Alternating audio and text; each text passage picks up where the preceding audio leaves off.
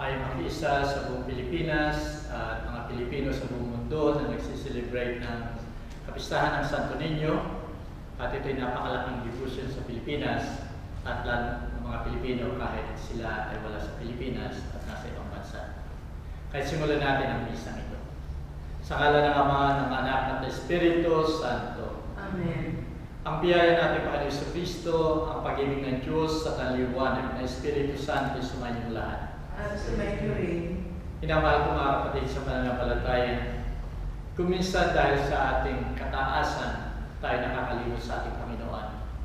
Nawawalan tayo ng kababaang loob at nawawalan tayo ng pagsunod sa ating Panginoon. Kung tayo man ay nagkasala sa ganitong paraan, humingi tayo ng kapatawaran sa ating Panginoon. Ako'y nagkukumpisal sa Diyos na makapangyarihan at sa inyong mga kapatid, sapagkat lubhang akong nagkasala sa isip, sa wika at sa gawa, at sa aking pagkukulang, dahil sa aking sala, sa aking nakawalaking sala. Kaya sinasamo ko kay Santa Maria laging Birhen, sa lahat ng mga anghel at mga santo, at sa inyong mga kapatid na ako'y panalangin sa ating Panginoon Diyos. Kaawaan tayo ng makapangyarihan Diyos, patawarin tayo sa ating mga kasalanan, at patnubayan tayo sa buhay na walang hanggan. Amen. Panginoon, maawa ka. Panginoon, maawa ka. Kristo, maawa ka. Kristo, maawa ka. Panginoon, maawa ka. Panginoon, maawa ka. Luwalhati sa Diyos sa kaitaasan. At sa lupa'y kapayapaan sa mga taong may mabuting kalooban. Pinupuri ka namin, dinaragal ka namin, sinasamba ka namin, niluluwalhati ka namin, pinasasalamatan ka namin, dahil sa kapilang kaluwalhatian. Panginoong Diyos, Hari ng langit, Diyos sa mga makapangyarihan sa lahat, Panginoong Jesucristo, Putong Anak, Panginoong Diyos, Kordero ng Diyos, Anak ng Ama, Ikaw na nag-aalis ng mga kasalanan ng sanlibutan, maawa ka sa amin. Ikaw na nag-aalis ng mga kasalanan ng sanlibutan, tanggapin mo ang aming kahilingan. Ikaw na nalulunod sa kanan ng Ama, maawa ka sa amin, sapagkat ikaw lamang banal, ikaw lamang ang Panginoon, ikaw lamang o Jesucristo ang karatasan, kasama ng Espiritu Santo, sa kaluwalhatian ng Diyos Ama. Amen. Manalangin tayo. Ama naming makapangyarihan, ang iyong anak na Diyos na totoo ay naging sanggol nung siya ay maging tao namang totoo. Maging amin nawang panata ang pagsunod sa kanyang kapakumbabaan sa pagdiriwang namin sa kanyang pakikisa sa mga nasa abang katayuan, upang kami mapabilang sa iyong pinaghaharian sa pamagitan niya, kasama ng Espiritu Santo, magpasawalang hanggan. Amen. Makinig tayo sa mga pagbasa. Unang pagbasa. Pagbasa mula sa aklat ni Propeta Isaias. Nakatanaw ng isang malaking liwanag sa bayang malaunang nasa kadiliman. Namanaag na ang liwanag sa mga taong nabubuhay sa lupaing balot ng dilim. Iyong pinasigla ang kanilang pinagdiriwang, dinagdagan mo ang kanilang tuwa. Tulad ng mga tao sa panahon ng anihan, tulad ng mga taong naghahati ng nasamsam na kayamanan. Nilupig mo ang bansang umalipin sa iyong bayan, tulad ng paglipin sa hukbo ng Madian. Binali mo ang panghambalos ng mga tagapagpahirap sa kanila. Sapagkat ang panyapak ng mga mandirigma, ang lahat ng kasuotang tigmak ng dugo ay susunugin. Sapagkat ipinanganak para sa atin ang isang sanggol na lalaki. Ibinigay ang isang anak sa atin at siya ang mamamahala sa atin. Siya ang kahanga-hangang tagapayo, ang makapangyarihang Diyos, walang hanggang Ama, ang prinsipe ng kapayapaan. Malawak ang kapangyarihan at walang hanggang kapayapaan ang ipagkakaloob ng trono ni David at sa kanyang paghahari upang matatag ito at panatilihin sa katarungan at katwiran ngayon at magpakailanman. Isa sa gawa ito ng makapangyarihang Panginoon. Ang salita ng Diyos. Salamat sa Diyos. Kahit sa ay namamalas, tagumpay na nagliligtas. Kahit sa ay namamalas, tagumpay ng nagliligtas. Umawit ng bagong awit sa puon ay iyanay, pagkat iyong ginawa niya ay kahanga-hangang tunay. Sa sariling lakas niya at taglay na kabanalan, walang hirap na natamo iyong hangad na tagumpay. Kahit sa ay namamalas, tagumpay ng nagliligtas. Ang tagumpay niya ay ito'y siya na ring naghayag. Sa lubos ng mga bansay na hayag ang pagliligtas. Ang pangako sa Israel, lubos niyang tinutupad. Kahit sa ay namamalas, tagumpay ng nagliligtas. Tapat siya sa kanila at ang pagbibigay ng wakas. Ang tagumpay ng ating Diyos kahit saan ay namalas. Magkaingay na may galak, yaong lahat ng daigdig. Ang puon ay buong galak na purihin sa pag-awit. Kahit sa ay namamalas, tagumpay ng nagliligtas. Sa saliw ng mga lira, iparinig iyong tugtog, at ang puon ay purihin ng tugtuging maalindog. Tugtugin din ang trumpeta na kasaliw at tambuli, magkaingay sa harapan ng puon na ating hari. Kahit sa ay namamalas, tagumpay ng nagliligtas. Ikalawang pagbasa. Pagbasa mula sa sulat ni Apostol San Pablo sa mga taga-Efeso. Mga kapatid, magpasalamat tayo sa Diyos at Ama ng ating Panginoong Hesukristo. Pinagkalooban niya tayo ng lahat ng pagpapalang espiritual dahil sa ating pakikipag-isa kay Kristo. At sa ating ngang pakikipag-isang ito, hinirang na niya tayo bago pa nilikha ang sanlibutan upang maging banal at walang kapintasan sa harapan niya. Dahil sa pag-ibig ng Diyos, tayo'y kanyang itinalaga upang maging mga anak niya sa pamamagitan ni Hesukristo.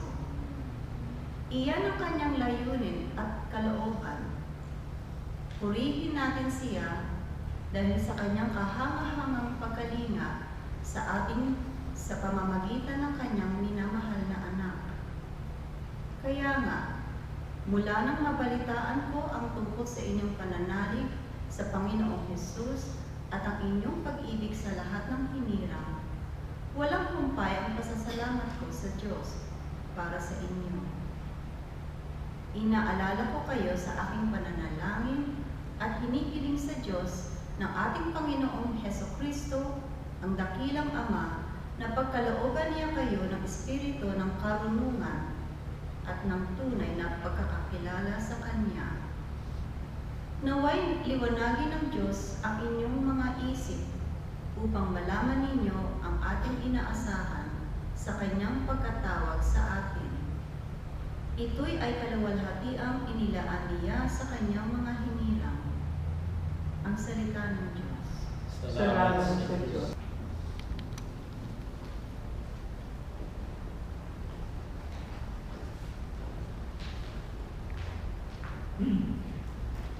Alleluia, Alleluia.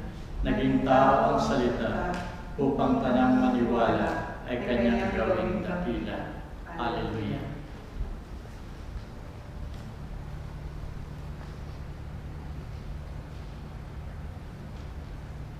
Sumainyo ang Panginoon.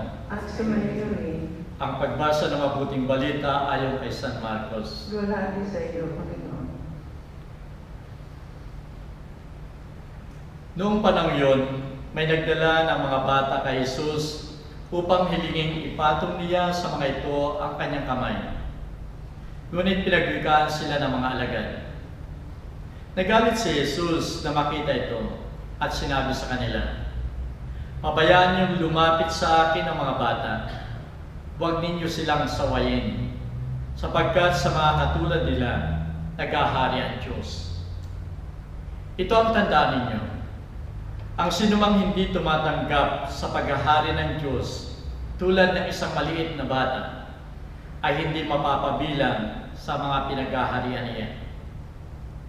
At kinalong ni Jesus sa mga bata, ipinatong ang kanyang mga kamay sa kanila at pinagpala sila.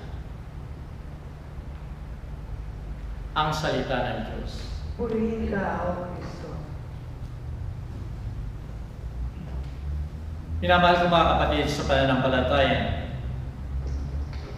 kung papasukin siguro lahat natin ang bahay sa Pilipinas, siguro halos lahat ng bahay, ito yung mga Katoliko, Kristiyano, ay mayroong image ng Santo Niño.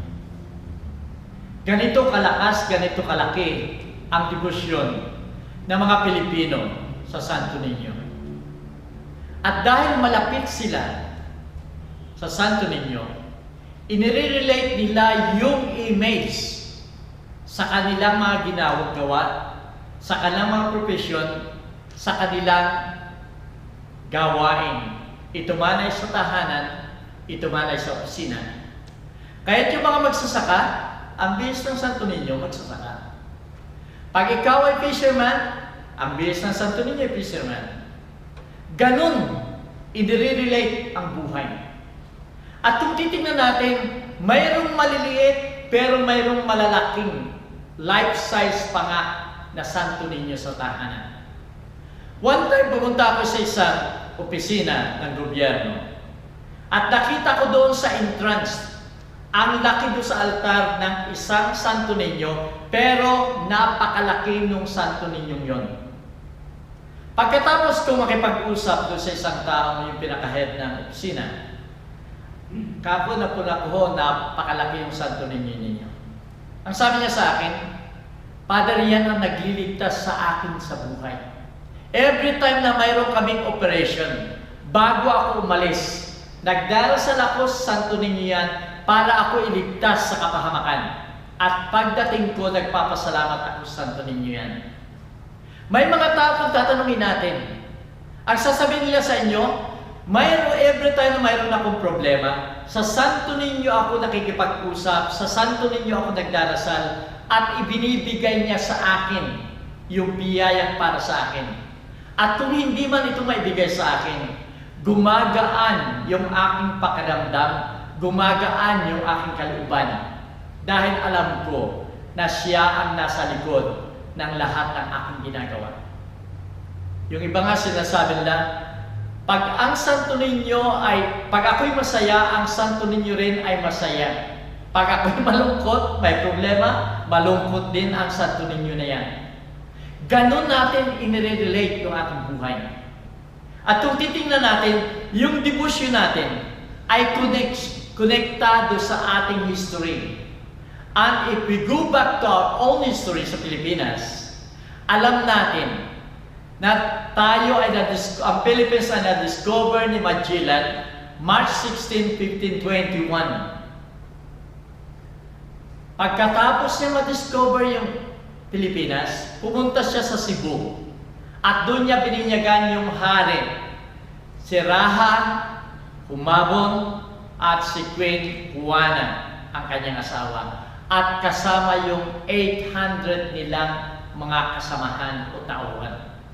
Pagkatapos ng binyagang ito, as regalo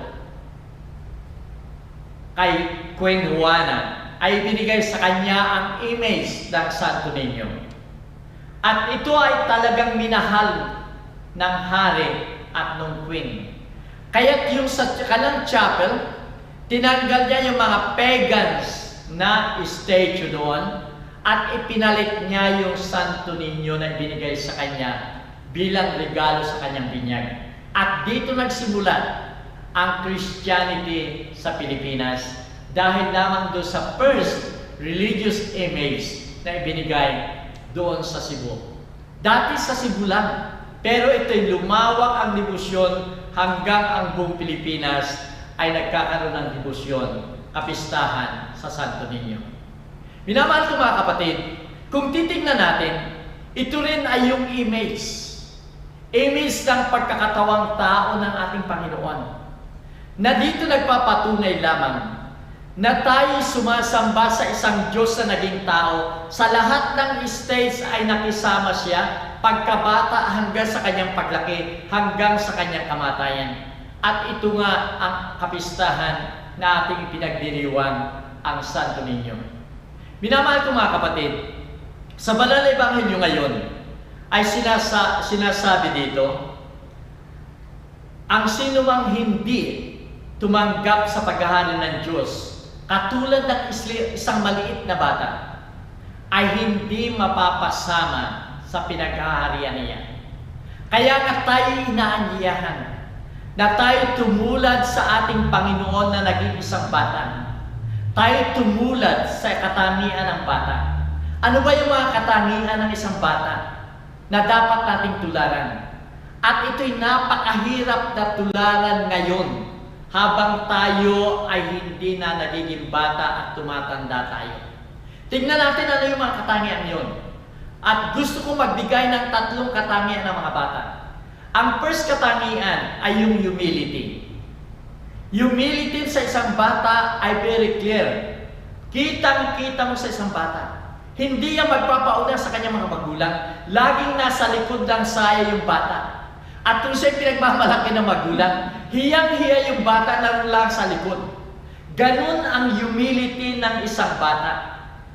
At kaya nga sinasabi dito sa Matthew, Gospel ni Matthew, chapter 23, verse 12, ang nagpapakataas ay ibinababa, at ang nagpapakababa ay itinataas. Ganun kahalaga ang humility, sapagkat ito ang pinakapundasyon ng holiness. Hindi tayo magiging banal. Hindi tayo magiging banal padaan patungo sa ating Panginoon kung wala tayong humility. At ito'y isinabuhay mismo ng ating Panginoon Jesucristo na siya naging Diyos, subalit nagpakababa siya bilang isang tao. The second na katangian ng isang bata ay yung obedience. Ang isang bata, kahit mahirap yan, pag sinabi ng magulang gawin mo ito, gagawin niya yan. Kahit yan ay hindi niya maintindihan, sumusunod ang isang bata. At ito'y napakahirap sa atin, yung mga hindi na bata. Napakahirap sapagkat tayo nag-i-insist ng ating freedom. Gusto natin na ang lahat ay ating gawin. For example, sa bahay, yung mga bata, utusan mo yan, ang dami reklamo niyan. Sa bagay, yung mga asawa, nagre-reklamo rin. Diba? Yung mga bata, walang reklamo yan. Kahit mahirap yan. Pero yung mga matatanda na, yung tumatanda na, pasimula sa kanyang teenager, at itong sakit ng ulo ng mga magulang, sapagkat ayaw na nilang sumunod sa kanyang mga magulang. Sasabihin lang, alam ko na yan, hindi ko yan gagawin. Yung freedom nila ay ini-insist nila. Kaya nga dito nagkakaroon ng problema sa isang tahanan dahil doon sa freedom na yan. Kahit sa trabaho, para mawala yung threat ng freedom, anong ginagawa nila? Naggagawa sila ng isang union at ang mga union na ito ang tumitingin na dapat yung freedom ng bawat isa ay masunod. Pinamahal ko mga kapatid, kung titingnan natin, ang ating Panginoon din, nung una ay naghahanap ng freedom. Nang ang ating Panginoon ay nasa Garden of Gethsemane at siya nananalangin doon. Very clear doon na siya ay maghihirap kinabukasan. Ito ay doon sa gabi na siya ay mamamatay kinabukasan. Ano na sinabi ng ating Panginoon? Ama ko, kung maaari alisin mo ang paghihirap na ito. Pero ang ginawa niya pagkasunod ng dasal na yun, ang kalooban mo ang dapat masunod at hindi akin. Ganon sana tayo. Sapagkat kung tayo susunod sa kalooban ng ating Ama, yung ating freedom na yun ay magiging malakas. Yung ating right ay magiging matatag para tayo maging tunay na anak at tagapagmana ng kaharian ng Diyos. Ang third na katangian ng isang bata, siya nagtitiwala sa kanyang mga magulang. Siya ay very dependent sa kanyang mga magulang. Kaya nga't ang bata, alam niya kahit hindi siya magluto, pakakainin siya ng magulang eh. Alam niya na siya ligtas pagkasama ng kanyang mga magulang. Alam niya ang isang bata na siya ay hindi pababayaan ng kanyang mga magulang. Pero pag tayo ay lumalaki na, nawawala yung ating trust na yon sapagkat tayo ay nagiging self-sufficient. Gusto natin maging self-sufficient, kaya't nagpaplano tayo ng atin na para bang tama ang lahat ng pinaplano natin, tama ang lahat ng ginagawa natin. Pero sinasabi ng ating Panginoon sa Gospel ni John, chapter 15, verse 5, at sinasabi niya dito, na ako ang puno, kayo ang mga sanga. Kayo lamang ay maaring bumunga ng mas marami o ng marami kung kayo ay konektado sa isang puno. At kayo ay walang magagawa kung hiwalay kayo sa akin. Minamahal ko mga kapatid, ang mga katangiang ito ng isang bata, ang sana'y patuloy natin gawin. Napakaganda ng mga nagpaplano. Pero pagkatapos ay sinasabi nila, bahala ng Diyos para sa akin. Kahapon sa impeachment ni President Trump, ay pinapakinggan ko yung sinasabi ng speaker. Ang sinasabi nila, ito ang plano namin, ito ang naging result ng votation namin. But at the end, ang last word niya, so help us God. Na ang ibig sabihin, ginawa nila ang lahat. Pero ang sa huli ay sa Diyos. Minamahal ko mga kapatid, sa kapistahan ito ng Santo Niño, tularan natin ang ating Ama. Sapagkat dito na kasalalay ang ating kaligtasan. Tularan natin ang isang Ama. Si Bob ay isang napakabuting tatay sa kanyang dalawang anak. Napakabait niya. Kaya ang gusto ng mga bata ay laging sundin, tularan yung kanilang tatay. Isang gabi nagsiselebrate yung mag-asawa ng kanilang wedding anniversary. Kaya kumuha sila ng babysitter para mag-alaga doon sa dalawang bata. At sila ay nag-dinner. Nung sila ay nagdi-dinner at yung babysitter ay nasa bathroom, ang ginawa ni Peter ng isang anak, kinuha niya yung shaver, electric shaver ng kanyang tatay at ginawa niya doon sa gitna. Dire-diretsong ganon. Kaya pagdating ng tatay, galit na galit. Sabi niya, Peter, ako'y mabait sa iyo, pero ngayon ay papaluin kita dahil dyan sa ginawa mo. At nang papaluin na niya si Peter, sabi ni Peter, bago mo ako paluin, tignan mo muna yung kapatid kong bata. Kaya tumakbo sila doon sa next room, at kitang-kita nung ama, yung babaeng bata, 4 years old, ay walang buhok, parang parang manok na walang balahibo. At lalong nagalit yung tatay. Sabi niya kay Peter, lalo kitang papaluin dahil sa ginagawa mong to. At umiyak na si Peter. At tumingin sa kanya, sabi niya, bago mo ako paluin, pakinggan mo muna ako. Daddy, gusto lamang namin ikaw ay tularan, isang kalbong tatay. Minamahal ko mga kapatid, ganun ang gusto ng ating Panginoon. Tularan natin ang tatay, pero hindi sa pagiging kalbo, kundi sa katangian ng bata. Humility, obedience, trust sa ating Panginoon. At sana dito tayo mapapalapit sa ating Ama.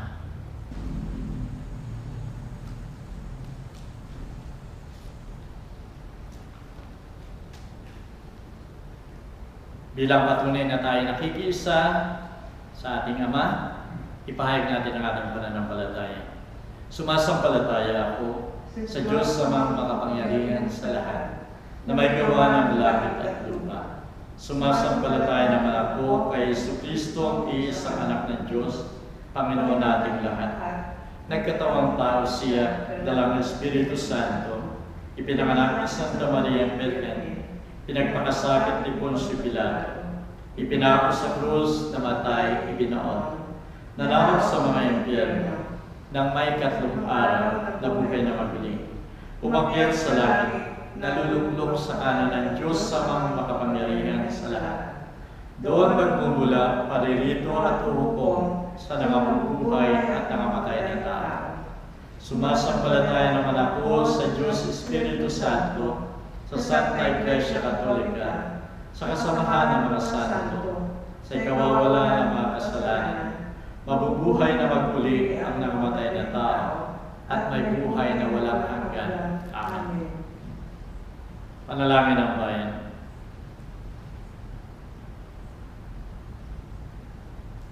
Ang banal na sanggol ay nagpapaalaala ng kapangyarihan ng Diyos sa gitna ng ating mga kahinaan. Bilang mga anak niya, buong pagtitiwala tayong manalangin sa ating Ama at sagutin natin ang ating mga kahilingan. Panginoon, dinggin mo ang panalangin ng iyong mga anak. Panginoon, dinggin mo ang panalangin ng iyong mga anak. Upang ang Papa, mga obispo, mga pare at mga religyoso ay patuloy na maghangad sa mga pagpapahalagang nasasalamin sa Ebanghelyo tulad ng pag-ibig, kababaang loob at paglilingkod, lalo na sa panahon ng pandemya.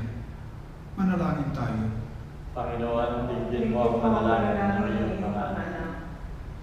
Upang ang mga pinunong pamahalaan ay lubos na manalig na matatanggol lamang ang katakilaan sa pamamagitan ng paglilingkod. Manalangin tayo. Panginoon, dinggin mo ang panalangin ng iyong mga anak. Upang ang mga aba at mga walang tinig sa ating lipunan ay makatagpo ng lakas mula sa katotohanan, mahalaga sila para kay Jesus. Manalangin tayo. Panginoon, dinggin mo ang panalangin ng iyong mga anak. Upang ang mga may mabubuting kalooban ay patuloy na tumugon sa mga pangangailangan ng mga batang naulila at naghihirap dahil sa paghiwalay at kapabayaan ng kanilang mga magulang. Manalangin tayo. Panginoon, dinggin mo ang panalangin ng iyong mga anak. Upang sa pamamagitan ng ating debosyon sa Santo Niño ay lumago kami sa karunungan at biyaya sa harap ng Diyos at ng aming kapwa. Manalangin tayo. Panginoon, dinggin mo ang panalangin ng iyong mga anak. Ipanalangin din natin ang ating pansariling intensyon.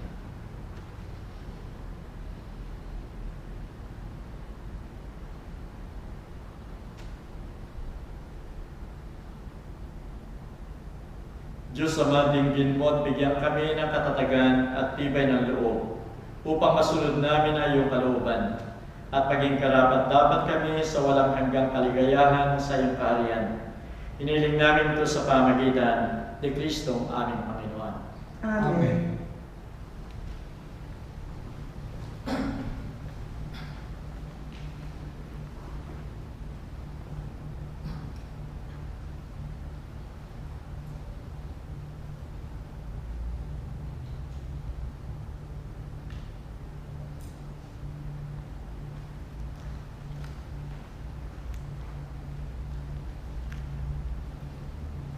Purihin ka, Panginoon Diyos, na lahat ng kinapal sapagkat sa iyong kabutihan ay tinanggap namin ang tinapay na inialay sa iyo, na galing sa lupa at pinagpaguran ng tao, upang maging tinapay na magdudulot sa amin ng buhay na walang hanggan. Purihin at ipagdaral ng Diyos magpakailanman.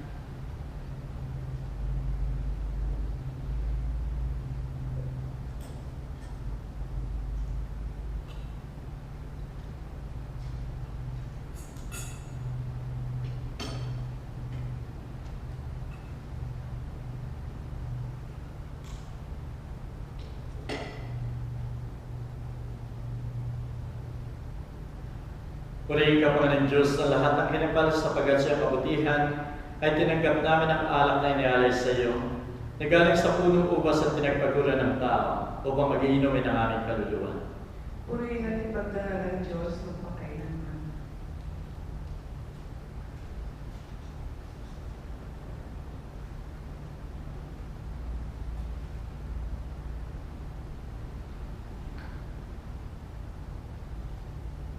Manalangin kayo mga kapatid, upang ito ating sakripisyo maging kalugod-lugod sa Diyos sa mga makapangyarihan. Tanggapin naman ng Panginoon itong sakripisyo sa iyong mga kamay, Sa kapurihan niya at karangalan sa ating kagaling at kapag niyang Iglesia na yan.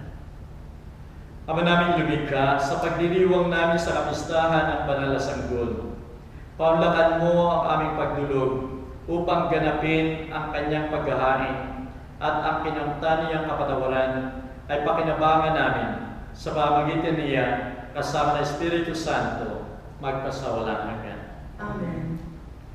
Sumayin niyo ang Panginoon. At sumayin niyo rin, Isipin ninyo at mahalin ng Diyos. iniisip namin siya pinamahal. Pasalamatan natin ang Panginoon nating Diyos. Marapat at matuwid. Tunay ngang marapat at matuwid ang kupatakaagaling na magpasalamat kaming lagi sa iyong banal, alang-alang kay Jesucristo anak mong mahal. Sa pamagitan niya na siyang salita ng Diyos sa ginawa mong sansinugo. Nang sinugo mo siya upang maging tagapagligtas namin at mananubos, ay nagkatawang tao lalang na Espiritu Santo at isinilang ni Santa Maria ang Birhen. Sa pagsunod na iyong kaluban ng pamagapi ang kamatayan at ipahayag ang muling pagkabuhay, idinipa niya ang mga kamay sa krus na makamit sa iyong sambayang banal. Kaya kasama ng mga anghel at mga banal ay pinagbubunyi namin ang iyong kalwalatian. Santo, Santo, Santo, Panginoon Diyos na makapangyarihan, napupuno ang langit at lupa ng kalwalatian mo. Hosana sa kaitaasan, pinagpala na paririto sa ngalan ng Panginoon. Hosana sa kaitaasan. Ikaw nga, Panginoon, ay tunay na banal at sa'yo nagmumulang lahat ng kabanalan. Paspasan mo sana mga kaloob na ito sa pamagitan ng iyong Espiritu, upang sa aming kapapanuto ay maging katawan at dugo ni Jesucristo aming Panginoon. Bago siya pahirapan at nagpakasakit, kinuha niya ang tinapay. Nagpasalamat sa iyo. Hinati yun at ibinigay sa kanyang mga alagad na ang bigat. Tanggapin ninyong lahat ito at kanin. Ito ang aking katawan na ihahandog ng dahil sa inyo.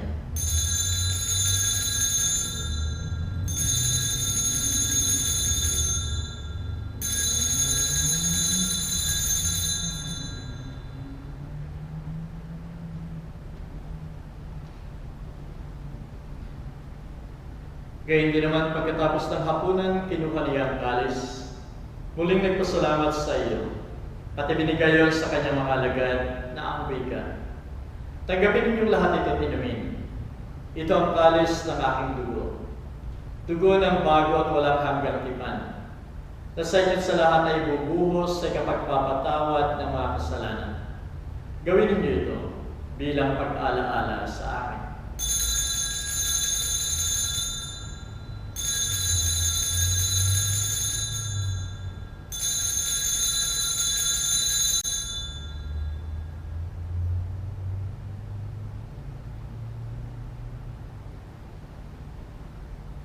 Ipagdangal natin ang sakramento ng ating pananampalataya.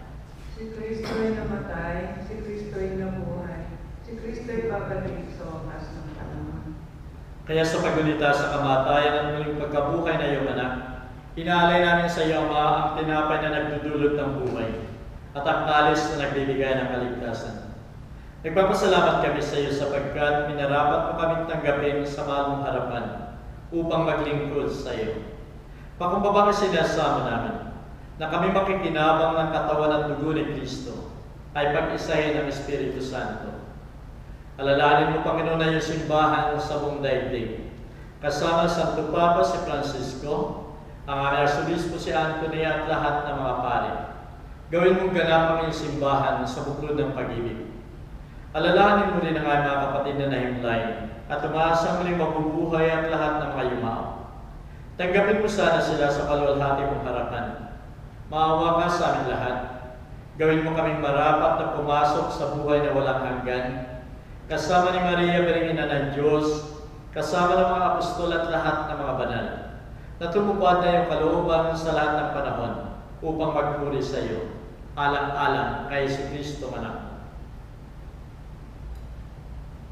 Sa pamagitan ni Kristo, kasama niya at sa Kanya, o Diyos sa mga makapangyarihan, ikaw ay pinupuri at ipinagdarangal, kaysa ng Espiritu Santo, magpasawalang hanggan. Amen.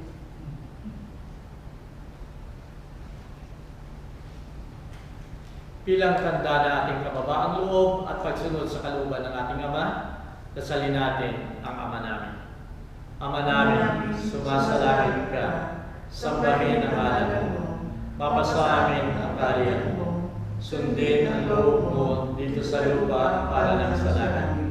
Bigyan mo kami ngayon ng aming kakanin sa araw-araw, at patawarin mo kami sa aming mga sala, para ng pagkapatawad namin sa nagkakasala sa amin.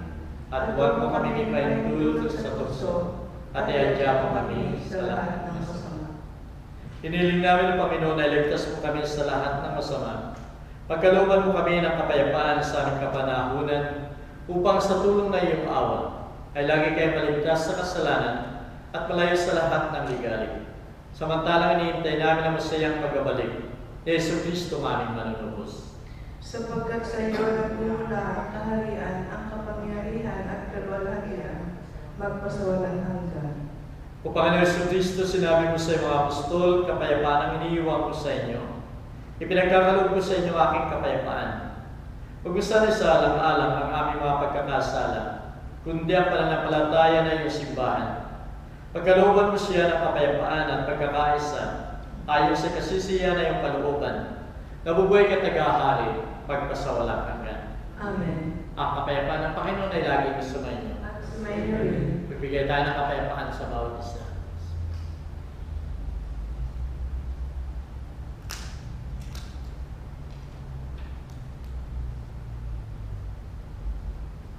Kordero ng Diyos, nagalis ng mga kasalanan ng sanlibutan, maawa ka sa amin. Kordero ng Diyos, nagalis ng mga kasalanan ng sanlibutan, maawa ka sa amin.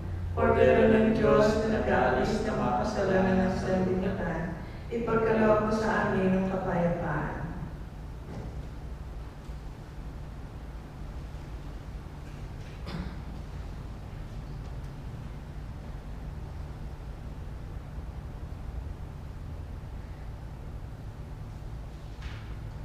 Narito ang Kordero ng Diyos, narito siya nagalis sa mga kasalanan ng sanlibutan. Mapalad tayong tatanggap sa kanyang tingin.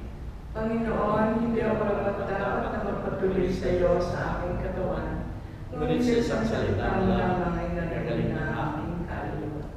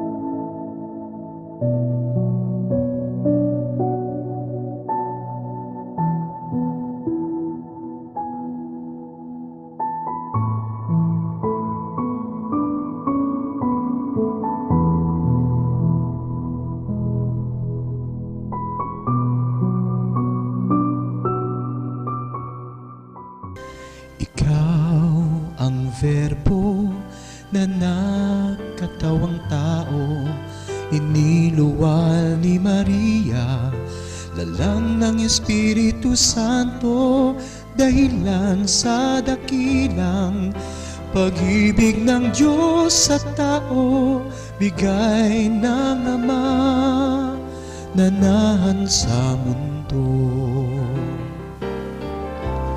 Buhay na walang hanggan ang siyang matatamo ng taong nananalig at nagmamahal sa'yo.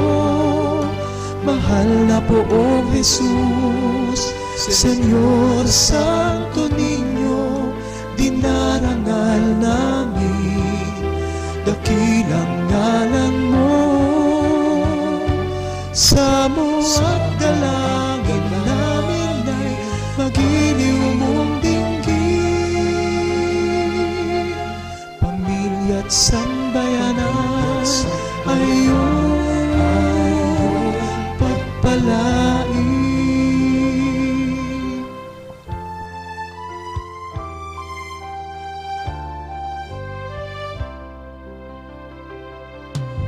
Ang kabataan mong puno ng kabanalan, isang bathalang aral na aming tutularan.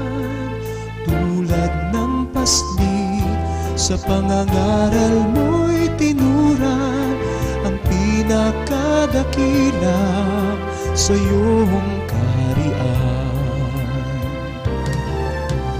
Buhay na walang hanggan ang siyang matatamo ng taong nananalig at nagmamahal sa'yo.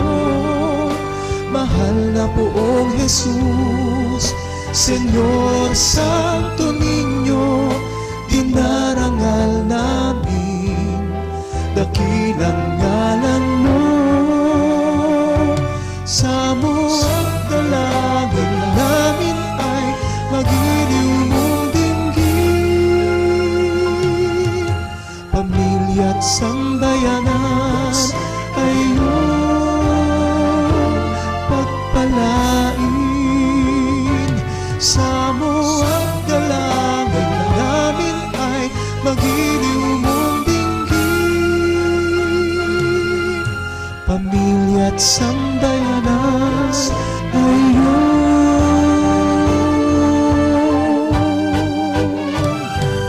pagpalain.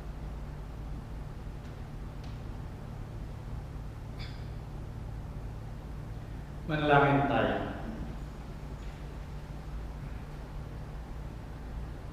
Ama namin mapagmahal, kaming pinapakinabang mo sa iyong biging na banal sa kapistahan ng iyong anak na isinilang ng mahal na Birhen, ay pakapamuhay nawa bilang iyong kasambahay na umuunlad sa karunungan at sa pagiging kalugod-lugod sa iyo at sa kapwa-tao, sa pamagitan ng Jesucristo, kasama ng Espiritu Santo, pagpasawalang hanggan. Amen.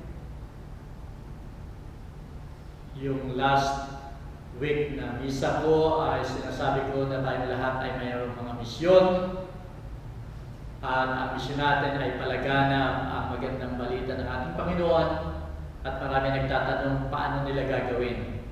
Ang isang suggestion ko, kung magagawa lamang ninyo na may forward ninyo yung mga misa ko sa lahat ng kakilala ninyo, lalong-lalo na doon sa mga kasambahay o mga kakilala ninyo na hindi nagsisimba, maaaring buksan nila yon, maaaring mapanood nila, pagkatapos ay magkaroon sila ng conversion.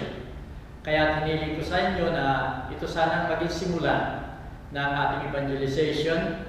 Kung maaari kayo mag-subscribe doon, at yung bell ay press ninyo para yun ay laging maging yun ang bibigay sa inyo na warning o signal na natanggap ninyong lahat ng yon.